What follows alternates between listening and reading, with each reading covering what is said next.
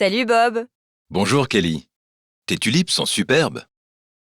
Tu t'es déjà demandé comment ton chien perçoit le monde? Voici ce qu'il voit. Pas très passionnant. Mais ce qu'il sent, c'est une toute autre histoire. Et tout commence avec son incroyable nez.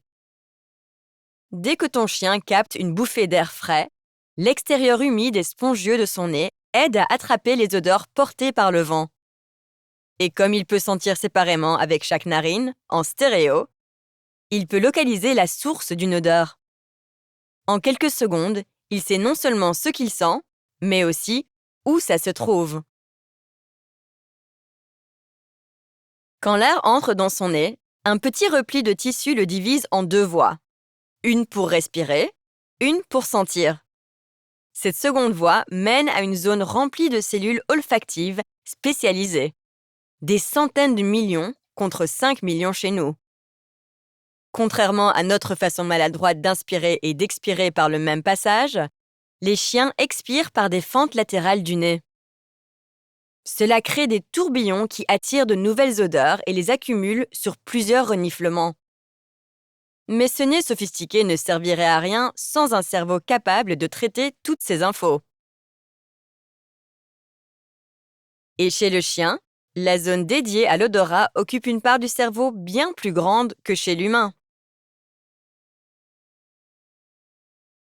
Grâce à ça, les chiens peuvent distinguer et mémoriser une quantité folle d'odeurs, à des concentrations jusqu'à 100 millions de fois plus faibles que ce qu'on peut sentir. Si tu peux sentir un parfum dans une pièce, ton chien le détecte dans un stade et peut même en reconnaître les ingrédients. Dans la rue, chaque passant, chaque voiture, chaque poubelle, chaque arbre, oiseau ou insecte a une signature olfactive unique. Et ton chien sait ce que c'est, où c'est, et dans quelle direction ça se déplace. En plus d'être bien plus puissant que le nôtre, l'odorat du chien capte même ce qu'on ne voit pas.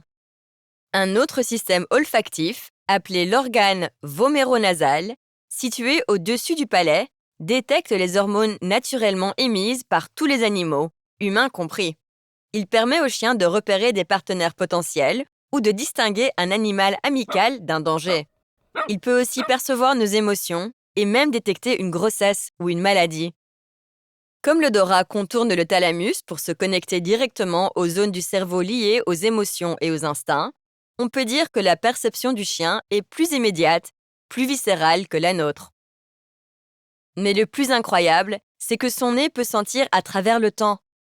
Le passé s'imprime dans les traces de pas ou la chaleur d'une voiture qui vient de se garer, avec les résidus de tout ce que tu as fait. Les arbres et poteaux sont comme des panneaux odorants, indiquant qui est passé là, ce qu'il a mangé et comment il allait. Et le futur est dans l'air. Une odeur portée par le vent alerte ton chien bien avant que tu vois quoi que ce soit. Là où nous voyons ou entendons un instant, le chien sent toute une histoire, du début à la fin.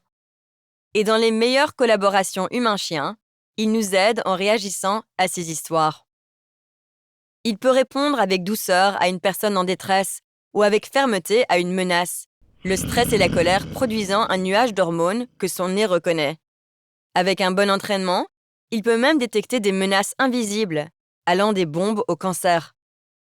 En réalité, notre meilleur ami n'est pas celui qui perçoit ce qu'on voit, mais celui dont le nez révèle un monde entier que nous ne pouvons pas voir. Si tu aimes apprendre, abonne-toi à notre chaîne.